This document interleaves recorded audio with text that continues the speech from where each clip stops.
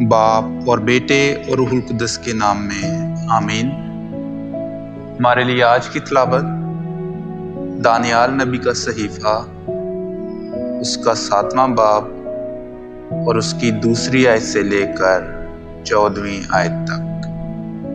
میں نے رات کے رویا میں نظر کی تو کیا دیکھتا ہوں کہ آسمان کی 4 ہوائیں بڑے سمندر پر زور سے چلیں۔ تب بحر محیط میں سے 4 بڑے حیوان نکلے جو ایک دوسرے سے مختلف تھے۔ پہلا شیر کی مانند تھا اور اس کے عقاب کے سے پر تھے، اور جب میں دیکھ رہا تھا تو اس کے پر اکھاڑے گئے اور وہ زمین سے اٹھایا گیا اور اپنے پاؤں پر آدمی کی طرح کھڑا کیا گیا اور انسان کا دل اسے دیا گیا۔ اور کیا دیکھتا ہوں کہ دوسرا حیوان ریچھ کی مانند ہے، اور وہ ایک طرف سیدھا کھڑا ہوا اور اس کے منہ میں اس کے دانتوں کے درمیان 3 پسلیاں تھیں، اور اس سے کہا گیا کہ اٹھ اور بہت گوشت کھا۔ اور میں نے نظر کی تو کیا دیکھتا ہوں کہ ایک اور حیوان چیتے کی طرح ہے، اور اس کے پہلوؤں پر پرندے کے سے 4 بازو تھے، اور اس حیوان کے 4 سر تھے، اور اسے اختیار دیا گیا۔ اور میں نے رات کی رویتوں میں دیکھا تو کیا دیکھتا ہوں کہ چوتھا حیوان ہولناک اور ہیبت ناک اور نہایت زبردست ہے۔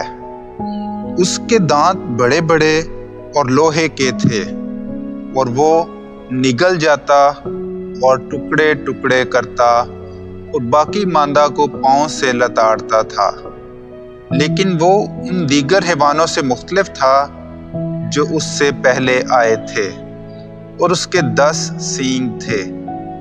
اور جب میں سینگوں پر غور کر رہا تھا تو کیا دیکھتا ہوں کہ ایک اور چھوٹا سا سینگ ان کے درمیان سے نکلا، جس کے آگے پہلو میں سے 3 سینگ اکھاڑے گئے۔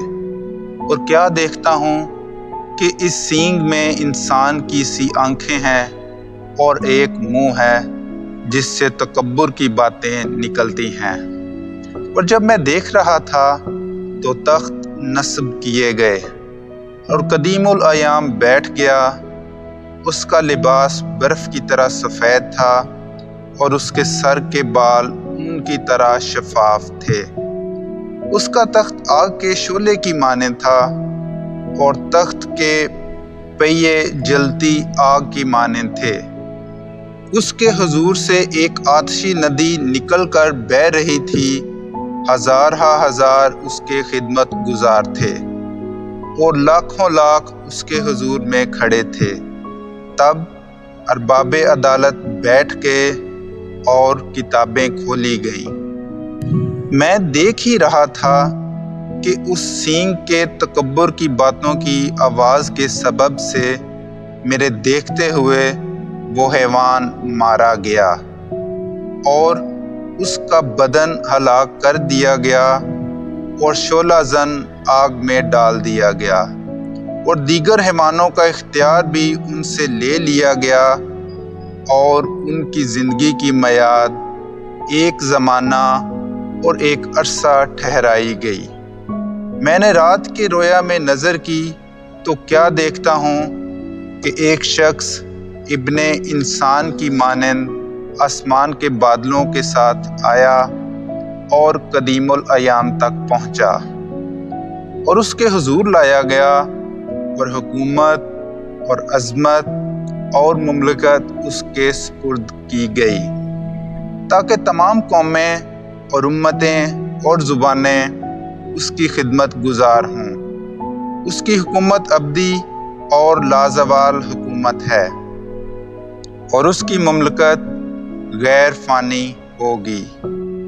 کلام اقدس کا پڑھا اور سنا جانا ہم سب کے لیے باعث برکت ہو۔